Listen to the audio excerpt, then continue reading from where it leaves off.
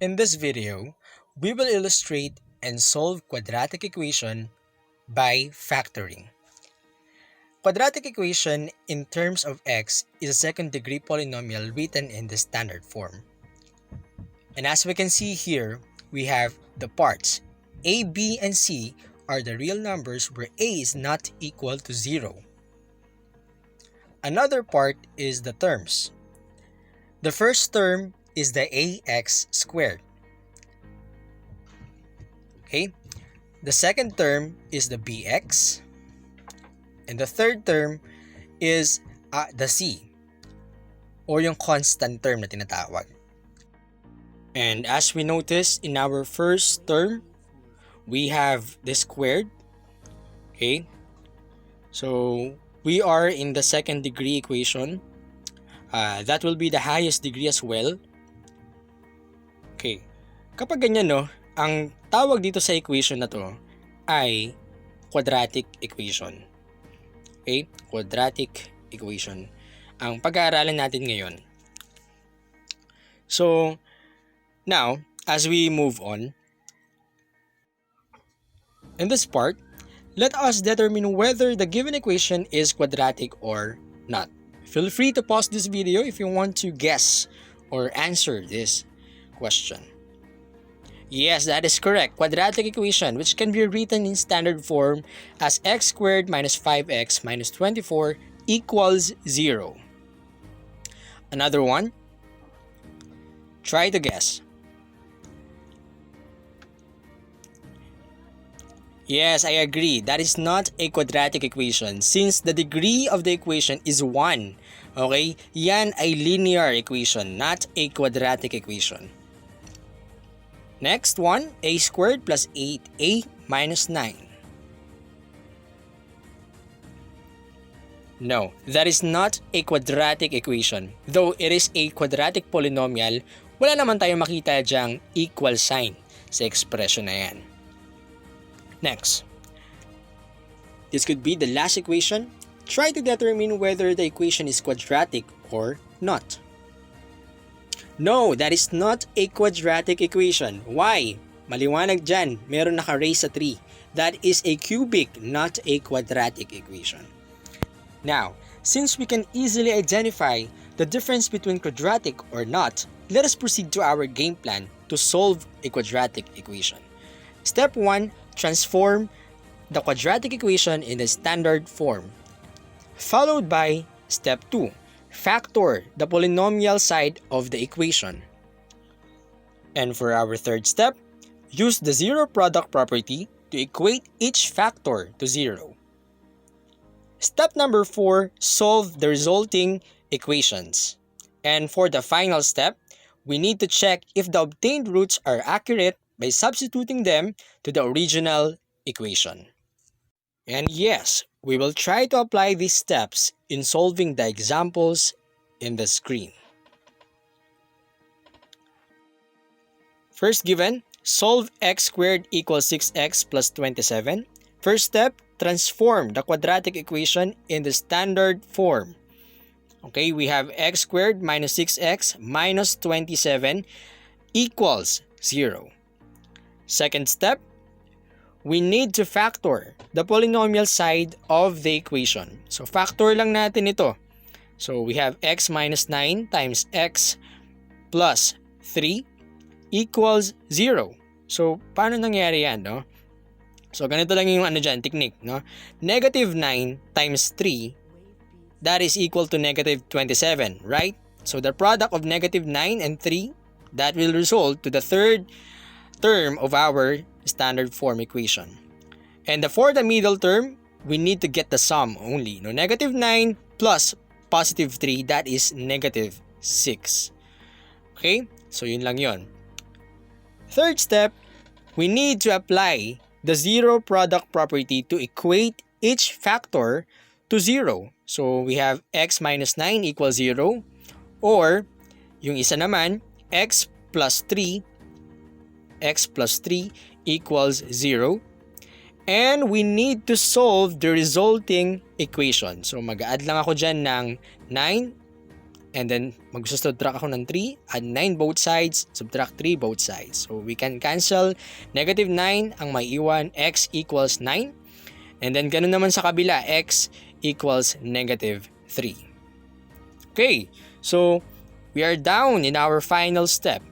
So, for the final step, we need to check if kung tama ba yung roots na nakuha natin.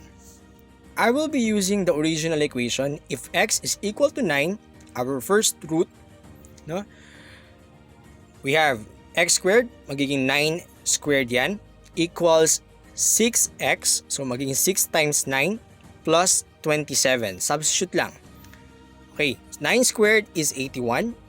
6 times 9 plus 27 is also 81 as well. Tama, no?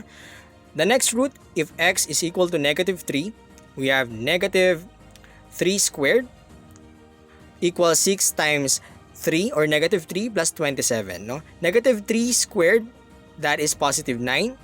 6 times negative 3 plus 27, that is 9. So, therefore, our roots are x equals 9 and x equals. What about this equation? I want to give you a try to find the roots of this equation. Feel free to pause this video if you want to. Now, for our solution, first of all, we will use the properties of equality to simplify the equation. So, to apply that, 5 times y squared, simplify muna natin, 5y squared, 5 times 7, that is 35, positive 35. On the other side, negative 3 times 5y, what is that equal to?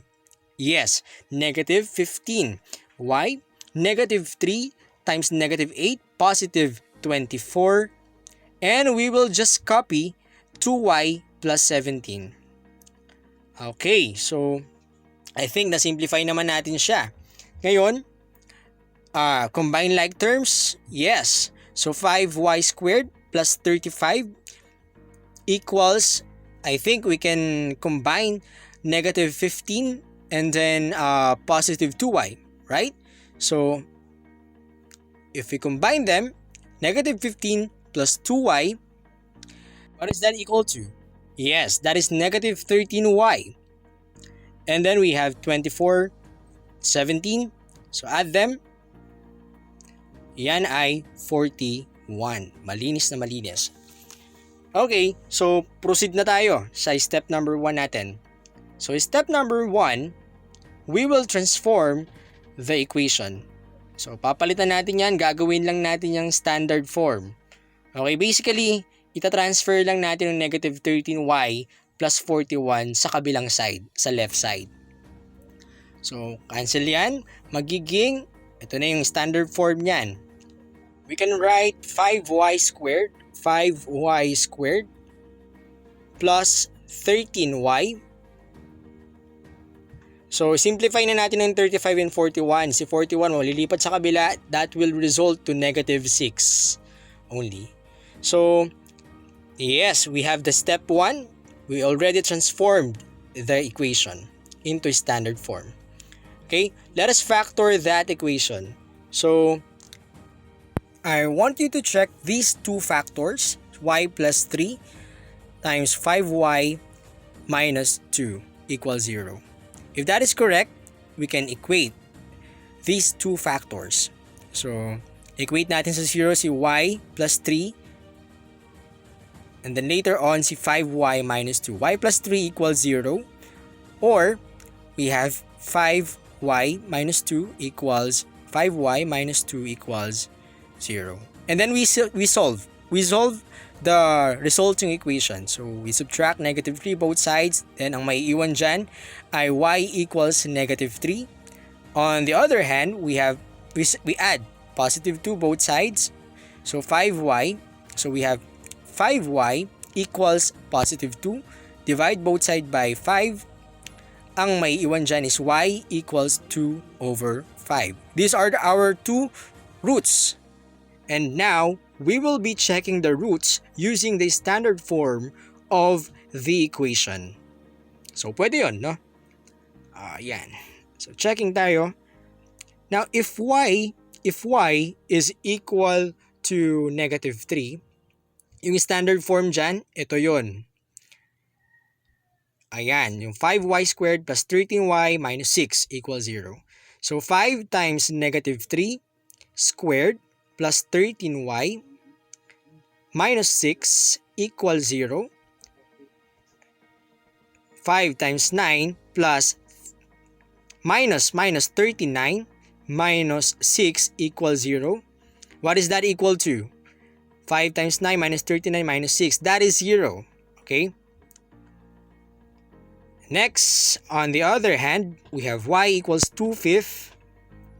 If y is equal to 2/5, 5 times 2 over 5 raised to 2 plus 13 times 2 over 5 minus 6 equals 0. Let us check. Okay? I want you to verify. Is that equal to 0? Yes, that is equal to 0. Therefore, the two roots are negative 3 and 2/5. And for the last and final example, so we need to solve the quadratic equation of 1 over 10 a squared minus 7 over 10a minus 12 equals 0. Paano natin gagawin yan? May fraction. So una, we will transform the numerical coefficients to integral coefficients. So we will basically remove the fraction sides. So paano natin ma-remove yan? No?